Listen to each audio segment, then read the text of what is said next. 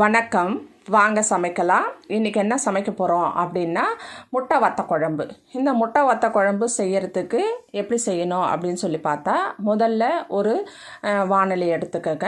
அதில் நல்லெண்ணெய் ஒரு 50 கிராம் விடுங்க. விட்டுட்டு அதில் கடுகு, சீரகம், வெந்தயம் எல்லாம் ஒரு அரை ஸ்பூன் போட்டுங்க. போட்டு அது நல்லா வெடித்த உடனே ஒரு 2 ஸ்பூன் வத்தல், அதாவது நல்ல சுண்டக்காய் வத்தல், இது கடைகளில் கிடைக்கும், வாங்கிக்கோங்க. அதை போட்டு நல்லா ஒரு வதக்கிட்டு ஒரு 4 பல்லு அந்த பூண்டு தோலோடு இருக்கணும் இதுக்கு. அந்த மாதிரி இப்படி நசுக்கி அதை தட்டி போடுங்க. தட்டி போட்டு அது கொஞ்சம் வதங்கினதும் நல்லா துருவ நறுக்கிய வெங்காயம் அது ஒரு கப்பு, அதை போட்டு நல்லா அதையும் நல்லா சேர்த்து நல்லா வதக்கி விடுங்க.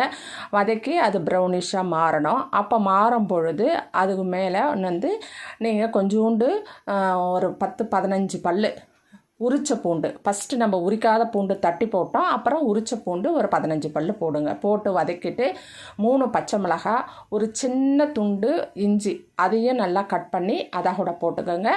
போட்டு அதையும் நல்லா வதக்கிட்டு ஒரு 200 கிராம் தக்காளி இதையும் நல்லா கட் பண்ணி அதையும் போட்டு நல்லா அது குழஞ்சி வர அளவுக்கு அதை நல்லா வதக்கணும்.